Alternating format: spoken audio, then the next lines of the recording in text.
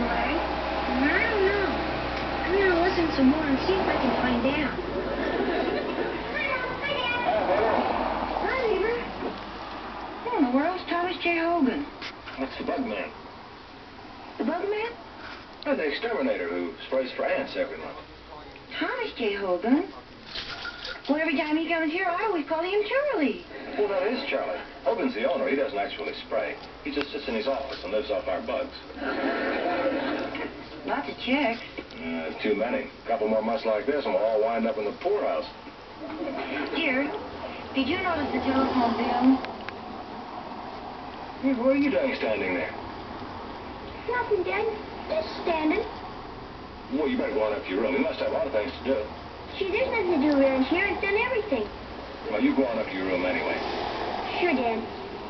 Tell your brother to put on a decent shirt for supper. Okay, Mom.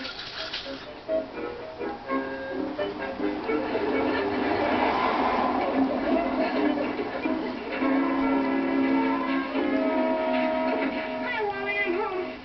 Put on a decent shirt for supper. Well, who do you think you are? I'm me. It's Mom who said it.